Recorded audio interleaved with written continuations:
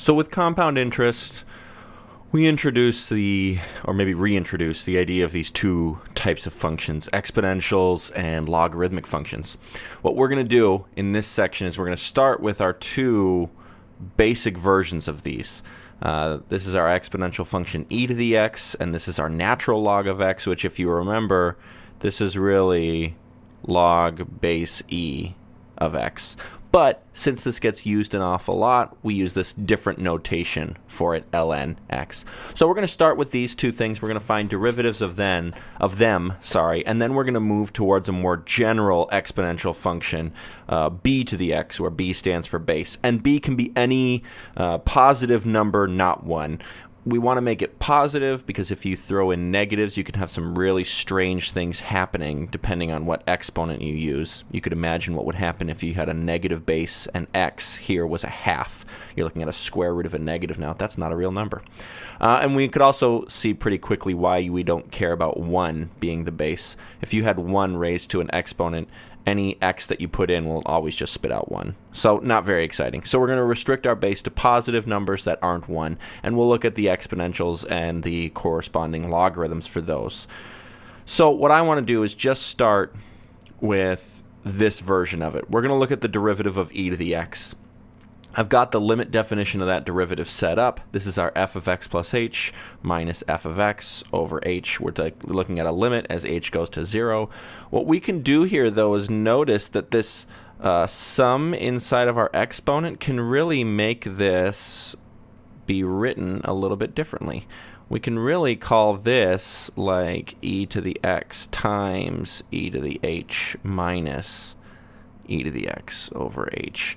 We do this thing all the time. Maybe I'll just do this off in a second. If we had something like x squared times x to the 6, we'd add the exponents together and say, oh, x to the 8. We're just going backwards now. We've got the sum of our exponents. We're splitting it up into a product of those things. Let me get rid of this. All right, now though, what I want to notice is that you've got a common factor of e to the x in here that we can pull out. So this is really equal to the limit as h goes to 0 of e to the x times e to the h minus 1 over h. One thing that I want to notice is that h is the thing that's going to 0. So this term over here is going to get impacted, but this one here doesn't really change when h changes. Since it's kind of acting like a constant, I'm going to bring it right outside of my limit. And now I've got e to the x times this limit as h goes to 0 of e to the h minus 1 over h. Now, this limit is something that we can't analyze using any methods that we have. We'd have to use something like L'Hopital's rule, which is a calculus rule for limits that we won't be covering in this class. So you don't need to know this limit. But what I would encourage you to do is take 20 seconds, or maybe longer, I don't know, grab your calculator and just approximate this limit. We're looking at the limit as h goes to 0 here, so plug in some test values. Try and plug in some very small negative numbers, like negative 0.001, into here for h and see what you get. And then also plug in some very small positive numbers. So try and approximate the left-sided limit and the right-sided limit and see what you get. All right, hopefully you've got that by now, and if not, just pause the video and do it. But what you'll see is that this limit is actually going to be equal to 1. Kind of weird. Anyways, now we've got e to the x times 1, which is just e to the x. So the derivative of e to the x is e to the x. Very strange. This is a little weird. We've got some weird things happening with this exponential, but what we're going to see is that at the base of it all, the derivative of an exponential is just itself. We'll notice that some strange things happen when our base isn't e, but let's deal with that later. So go ahead and write this down somewhere. The derivative of e to the x is just e to the x. All right, let's take a look at this logarithm. This one is a little bit weirder. Maybe not weirder, maybe just different. I don't know. Anyways, Here, in our last one, we were able to deal with the sum inside of our exponent. With logarithms, we're not able to do anything like that, but what you might notice is that we do have a rule that tells us how to combine logarithms when we're subtracting things. If we're adding or subtracting two logarithms together, we can multiply or divide the stuff on the inside. So what we can say is that this is really the limit as h goes to 0 of the natural log of x plus h over x over h. I'm just taking these two bits, maybe I'll put this in red, here, and dividing them. If this was a plus sign instead, I would multiply it. And so on the inside, I'd have something like x times x plus h, or x squared plus xh if I did the distributive property. I'm going to rewrite this a little just to make it a little cleaner and easier to see. I'm going to write this as the limit as h goes to 0 of 1 over h times the natural log of x plus h over x. So instead of dividing by h, I'm just multiplying by 1 over h. From here, what I'm going to do is multiply by 1, but I'm going to disguise it as x over x. This ends up being a pretty common trick that we use. We multiply by 1 and we add 0 a lot. Multiplying by 1, what we're really doing is multiplying by something and then dividing by that same thing. And adding 0, we're really adding and then subtracting something. So this is what I've got. All right, for these two fractions, to multiply these things together, I would just get x over xh. But notice that it doesn't matter what order I multiply xh in, right? It could be h times x, no difference. Similarly on top, it could be x times 1 or 1 times x. So what I'm going to do is I'm going to take these two things here, and I'm going to switch places. Because multiplication is commutative, it doesn't matter what order I do that in. So now I've got the limit as h goes to 0 of 1 over x times x over h times the natural log. Oh no, I'm running out of room. I'm going to move all this. I'll try and make it a little bit closer. 1 over x times x over h times the natural log of x plus h over x. Cool.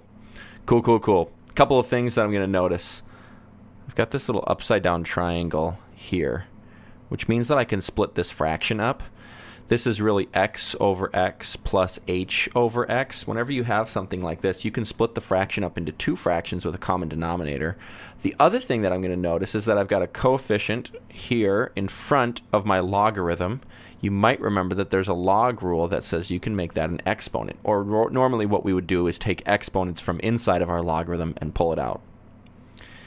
Anyways, all this to say, we now have a limit as h goes to 0 of 1 over x times the natural log of x over x, that's 1, plus h over x, raised to the x over h. And really, I guess it's like this. Maybe this looks familiar. Maybe I'll rewrite it and we'll see what happens. What I'm going to do is I'm going to say let s be h over x. Now what we're going to notice is that this here is s and this piece here is 1 over s. So we really have a limit as h goes to 0 of 1 over x times the natural log of 1 plus s to the 1 over s. Oh no. Let me fix that parenthesis. There we go. And I'm also going to go ahead and change something over here with my limit. I'm going to say if s is h over x, then when h goes to 0, that's the same thing as saying s is going to go to 0. You might recognize this. This is your definition of e, the limit as s goes to 0 of 1 plus s to the 1 over s. So what we really have is 1 over x times the natural log of e. The natural log of e, though, that's just 1. So all this to say, the derivative of the natural log of x is 1 over x. You are not responsible for recreating this proof. I just like showing off some of these algebra tricks and reminding us on some of the log rules as we go. It's not a huge deal to know exactly how this works and how this comes about, but it is nice to get a little brush up on some of that algebra. So as long as you can follow that, I'm happy. But anyways, we've got this new derivative rule. We've got one for our exponential e to the x. We know that the derivative of e to the x is just e to the x. And for the natural log of x, we know that the derivative of the natural log of x is 1 over x. So the big question is, what about base b in general instead of the base e, which is what we use? The natural log is a log base e, exponential e to the x is log base e, an exponential base e. And what you're going to notice is that there's just this little add-on term here. When we change the base, what we're going to do is multiply by the natural log of the base, or when we're talking about logarithms, we'll divide by the natural log of the base. I think it's pretty easy to show why that's true for logs, so let's take a look at an example here. Let's look at something like log base 2 of x, and we'll look at the derivative of that. You might remember the change of base property. The change of base property is a rule from algebra that says you can rewrite logarithms of any base as common logs, base 10, or natural logs, base e. Really, you can do it for any logarithm, but we like to use common logs, base 10, and natural logs, base e, because those are the two that our calculator can do. You might remember that for something like this, we could rewrite this as natural log of x over natural log 2. This number goes up in the numerator, this one goes in the denominator, and as long as both of the logarithms are the same, we're good. Natural log 2, though, is just a coefficient. So this is really 1 over natural log 2 times the derivative of natural log x. We know the derivative of natural log x is just 1 over x. So we've got 1 over natural log 2 times 1 over x, or 1 over x natural log of our base, 2. So really, it's just the change of base formula connecting these. I'm not going to go through how this works for exponential functions, but if we wanted to look at the derivative of something like 2 to the x, it's pretty easy. It's going to be 2 to the x, and exponential always spits out itself, but then we'll multiply by natural log 2. So with logarithms, you'll divide by natural log 2. With exponentials, you'll multiply by natural log 2. Those are our rules, so let's just take a look at them. Let's start using these. Go ahead and for each of these, find the derivatives. Take a minute, pause the video, and see if you can figure some things out.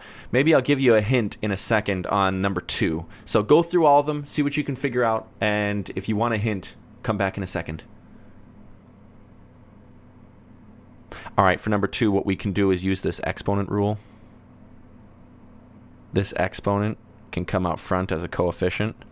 So really, this function is 5 times log base 4 of x. That's not the derivative, that's the function itself.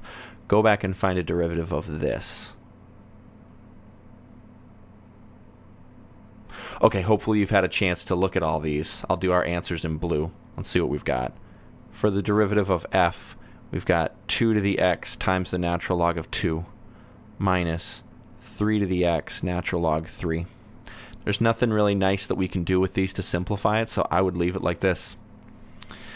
Similarly, for g, we've got a coefficient. That's just going to stick around, but now we've got to multiply that by the derivative of log base 4.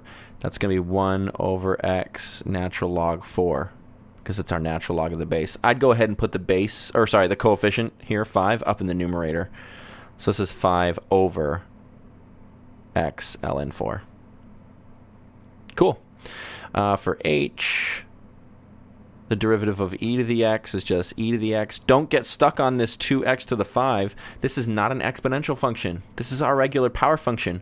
Bring that exponent out front. Subtract 1 from your exponent. There we go.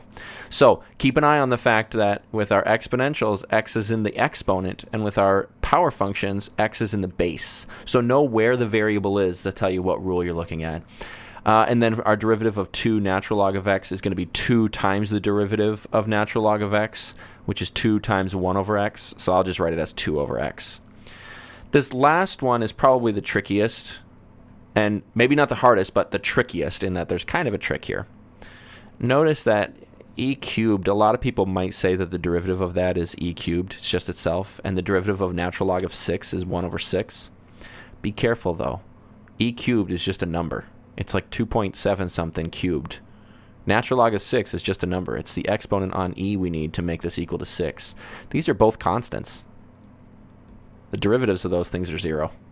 So keep an eye out for that. Don't see that e and get trigger happy into thinking the derivative is just itself. Don't see the natural log and think, oh, it's going to be 1 over that stuff. Only if there's a variable in the mix will that work. All right, hopefully that works out pretty well. Now, we've been talking about, or we did talk about compound interest, so maybe we want to see how the heck does this apply. With compound interest, the thing to notice is that we have this coefficient. Maybe I'll do this. I'm going to write our compound interest as a function of t, time. And we've got a coefficient, our principal, e, our rate, and our time here. Rate is just a number. P is just a number. Notice that our variable is up in the exponent. This is an exponential function with a coefficient, but we also have an extra coefficient in the exponent. This is a bit different. So we have to figure out how to deal with that. Notice here I'm using c, where c is just a constant. And this is the rule with no explanation, I call it. Really, this is a version of something that we'll learn later called the chain rule. So if you rush ahead and you see the video on the chain rule, you can confirm that this rule still does work. But we'll see where all these pieces come from. Anyways, let's just see how this works. Notice that the derivative of this exponential is itself, but we're multiplying by that coefficient. Meaning, if we were looking at something like the derivative of e to the 4x, that would be 4 e to the 4x. If you were looking at the derivative of e to the 0.01x, we'd say that's 0.01 e to the 0.01x. And now we can see, hey, we're able to take derivatives of things that look like our compound interest. So what we're really able to do here is find a rate of change of some sort of a balance in this kind of compound interest setup. So if we go back to this, we can say a prime, maybe I'll write this underneath where I've got a bit more room. A prime of t, keep in mind that t is the variable, p is a coefficient, so this is going to stay here. Then we're going to bring r, this extra coefficient, out front. Then we'll multiply by e to the rt. So this is p times r. Maybe I'll get rid of the parentheses on here. I'll just say p r e to the rt. This is how we can find the derivative of some sort of a compound interest. Now, you don't need to memorize this formula because as long as we have this rule with no explanation, it works out fine. We'll get the explanation later on when we talk about the chain rule, but that's in like 2 or 3 more videos or something like that. So hang on to your hats there, but stay tuned.